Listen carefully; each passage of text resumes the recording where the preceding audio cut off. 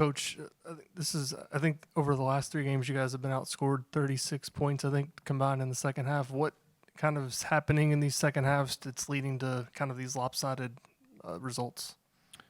Yeah, it's been pretty similar. We got to figure out a way to get a little more rest probably for those guys. As we get into that middle of the second half, there's 10, 12 minutes to go, and it's been consistent in the last 3 games that we look fatigued, and that's where some of that maybe sloppiness and the turnovers, and that's where you start to see some of that showing up.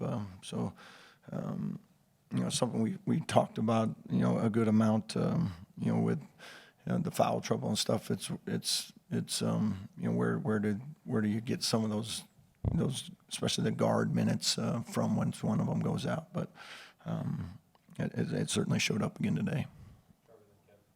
Yeah, Darren. On paper, it seemed like a really crucial game coming into today. How disappointed were you with that start, and what kind of led to the slow offensive start? Yeah, I thought, really for a good portion of the game, I thought Iowa did a good job of making our movements tough and being physical with them, and we didn't get into our actions, very well. And then we got into a little bit of isolation, middle of the first half because it was working, getting Tatum, in some space and getting him downhill to the rim. But then I think we kind of fell in love with that as the game went on in the second half. And for us, when our offense is good, we get a lot of movement, a lot of cutting, a lot of action. Again, it probably comes back to a little bit of that fatigue. As they get tired, our movement gets less, and we got to be able to fight through that a little bit better. In that same vein, with the movement, early in the season you had a team that was connected, communicated well, cut well, really moved well without the ball. That really hasn't been there for the last couple of games. It's a veteran team. How do you find that again, basically? Right.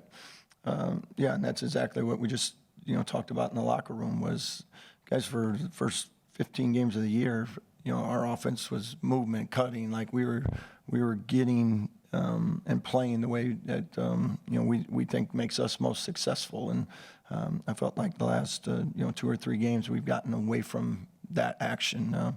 They've been doing it. It's looked, I'm saying practice, but I haven't seen it from the practice standpoint that they haven't still been buying into all that and things. I think obviously the biggest difference is now you're playing.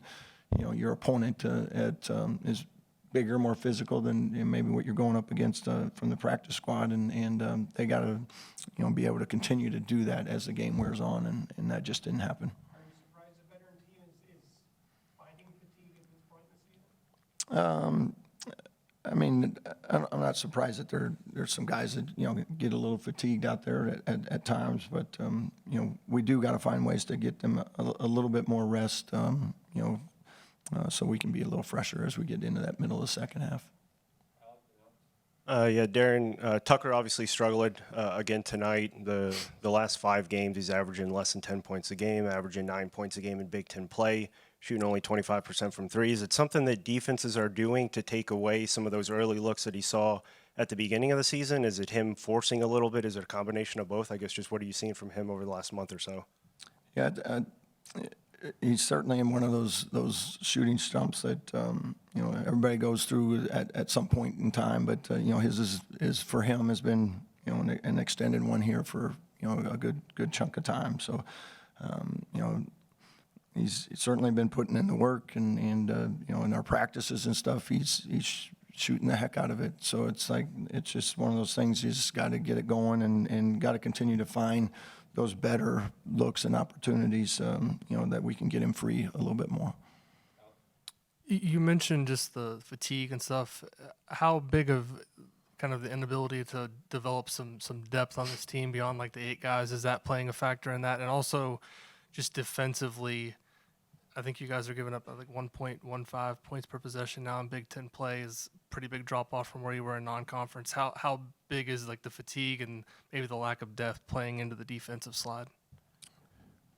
Yeah, it's hard to say for sure, because even today, the first half they shoot 54%. So that had nothing to do with any fatigue or anything. That's just us not doing a good enough job, from scouting standpoint, and us executing that, and then also just getting it done. And there's a big piece of that. But for us, other guys play 35 minutes too on other teams. So I'm not giving our guys,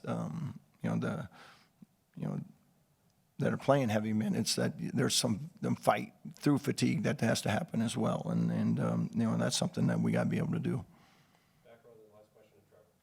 Coach, it seemed like Sturts had a control on the game. Defensively, what kind of challenges does he present to your team?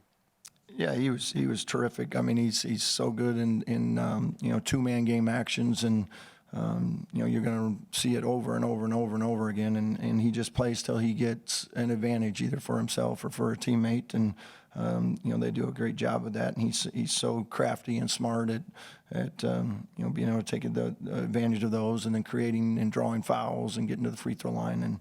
And he certainly was really good tonight.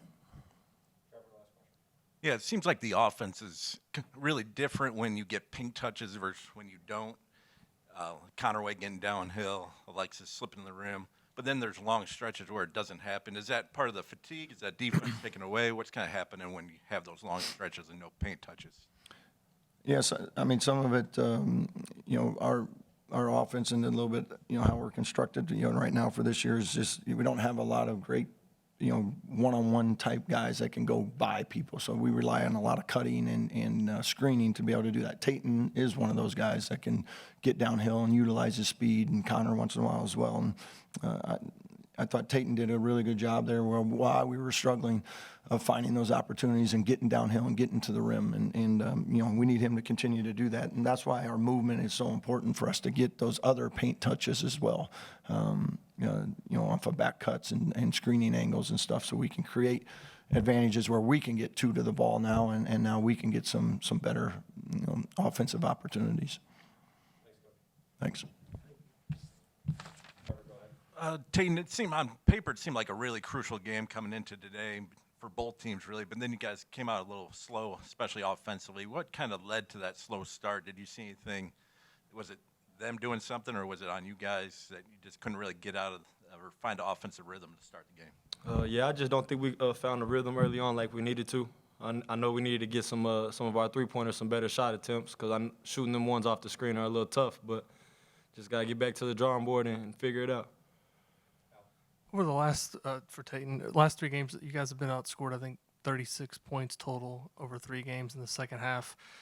Coach was in here a second ago, obviously talking about fatigue. Like, from a player's perspective, is that part of maybe the defensive lapses in the second half, the fatigue? And are you guys, I guess, how do you overcome that in the future games? I don't know if it's fatigue. I think it's more of just a want-to, and it's something that we're going to have to figure out, and something, if we want to win, it's something that we're going to have to do. So definitely getting back in there, coming out that second half, throwing the first punch is something that we're going to do. Yeah, for both of you guys, 3-game losing streak here right now, obviously critical portion of the schedule, these 5 games that you guys had. Do you guys feel like you're losing any part of your identity here early part of January? You guys trying to kind of scratch and claw your way to get back to where you guys were at the beginning of the season? I mean, I think we still going to go out there and play hard every game. It's early. We still got, 13 more games left. So I feel like we're going to pick it back up. So we're going to be good.